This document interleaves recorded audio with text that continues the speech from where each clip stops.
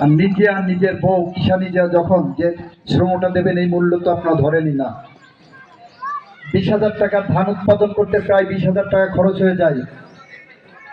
আমার কৃষকের হিসাবে বছর শেষে শূন্য খাতা, শূন্য হাত, বছর শেষে উনি একটা ভালো জামা কিনতে পারেন না, ভালো স্যান্ডেল কিনতে পারেন না, ভালো লুঙ্গি কিনতে পারেন না, স্ত্রীর জন্য ভালো একটা শাড়ি কিনতে পারেন না। এই দৈন্যদশা আমার দেশের অর্থনীতির যারা লাইফ লাইন, তাদের, যারা বাংলাদেশের নিরন্ন ক্ষুধার্ত মানুষের মুখে খাবার তুলে দেন, তাদের পেটে খাবার থাকে না। এই কথা চিন্তা করে বিএনপি পরিকল্পনা নিয়েছে, বিএনপি আবার ক্ষমতায় গেলে কৃষকের জন্য কৃষি কার্ড দেবে এবং তাদের 2500 টাকা মাসে সেই কৃষি কার্ডে বিপরীতে হবে। একটা পরিবারে যদি 2500 প্লাস 2500, কৃষক 2500, তার গৃহিণী 2500 টাকা পান, 5000 টাকা, বছরে 60,000 টাকা।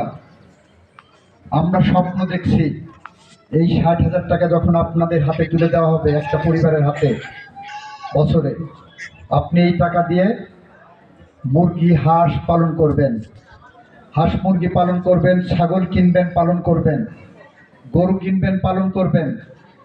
1 বছর শেষে আমরা বিশ্বাস করি 60,000 টাকা ঘুরে ফিরে আপনার সংসারে 3 লক্ষ টাকা এনে দেবে।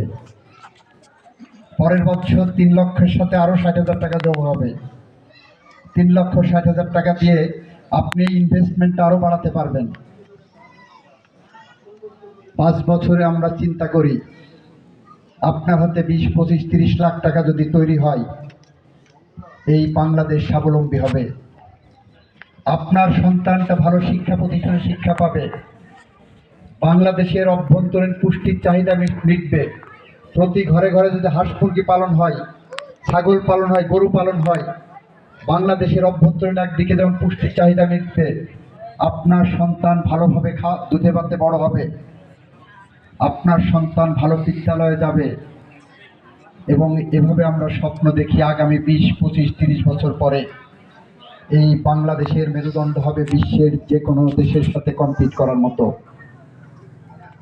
তাই আপনারা একবার ধানের শীষে ভোট দিয়ে দেখেন আমরা কোন উন্নয়নের মহাসড়কে আমরা হেঁটে যাচ্ছি। আমাদের সমন্বিত পরিকল্পনার মধ্যে বাংলাদেশের মানুষ, আমরা স্বপ্ন দেখি